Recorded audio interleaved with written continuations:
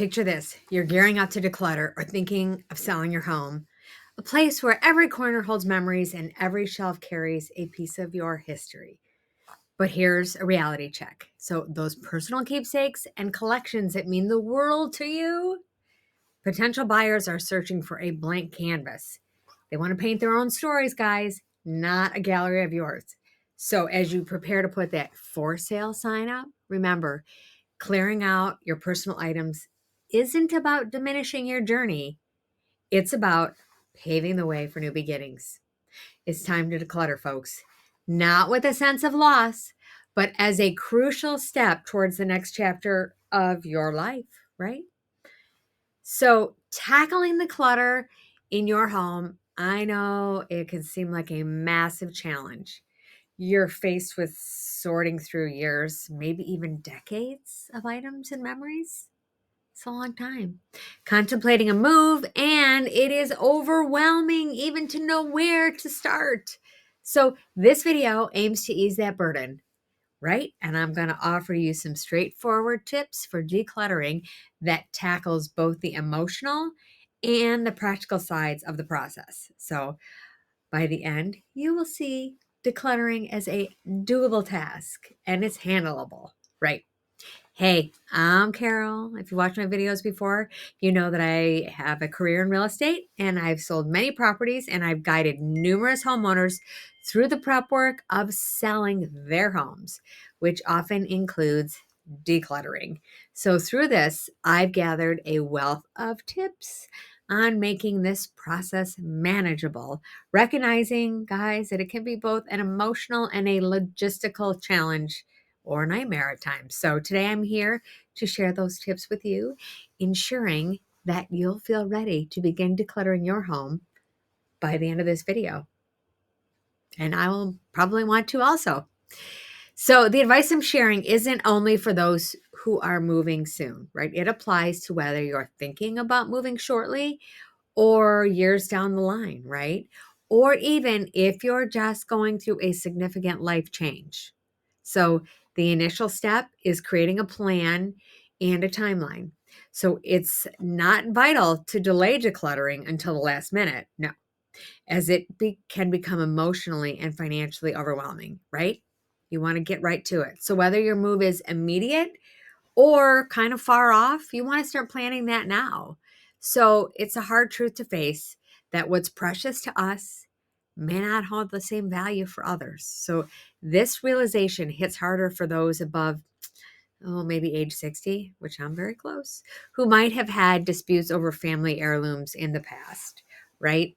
We may have lost our parents. So it's essential to acknowledge that the younger generations, they tend to value simplicity and functionality over material possessions. So while accepting this can be difficult, it's tough, I know, it's a necessary part of the decluttering process.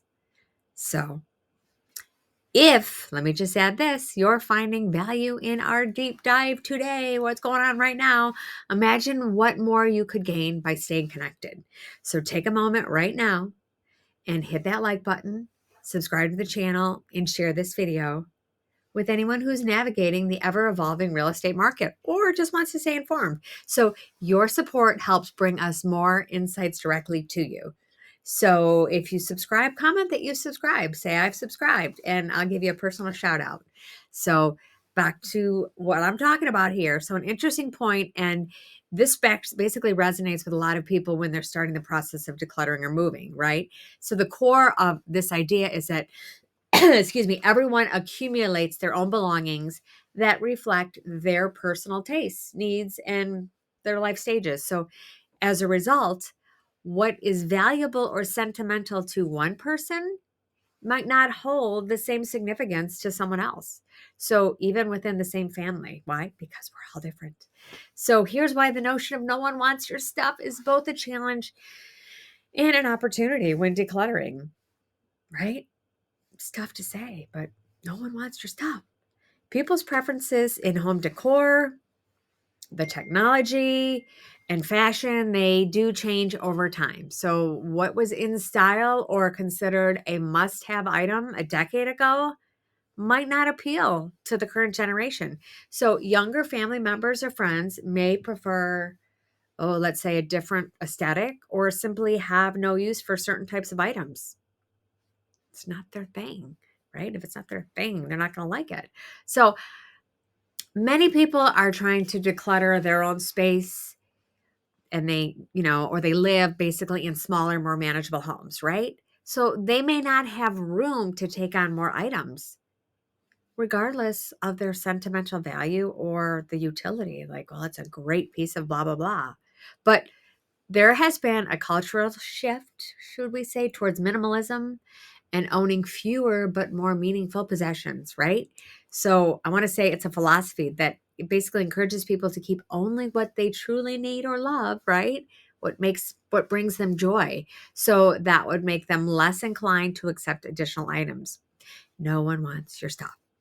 So the sentimental value you place or you attach on an item is personal, and it's unique to your experiences and your journey with it and the memory. So others, including close family members, they may not share this attachment, making it less likely they'll want to keep said items, right?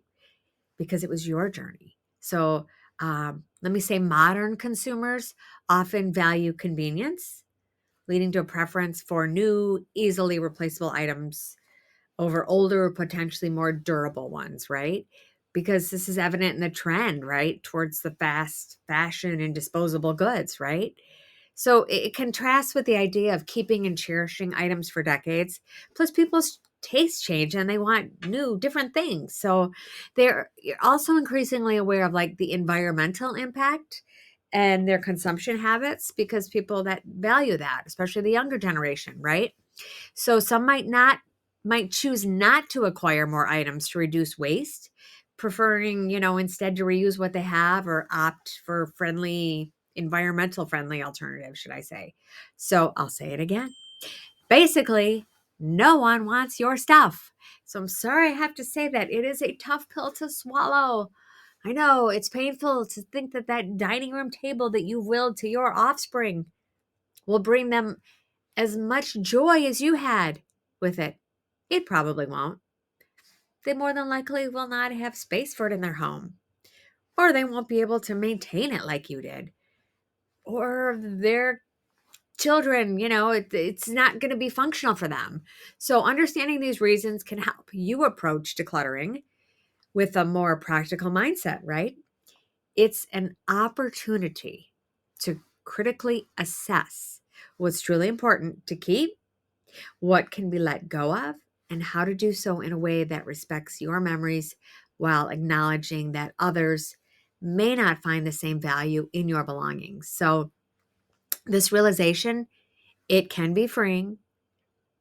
Yes, it can be, allowing you to move forward with decluttering in a way that's both emotionally and physically like liberating, like I did it. So, when deciding what to do with your belongings, let's just say it's crucial to be realistic about their value. We tend to say things are more expensive than they really are. So items that were once costly may not fetch much today, right? So for pieces that are truly valuable, like antique or art, you may want to go with a professional or have an estate sales wise.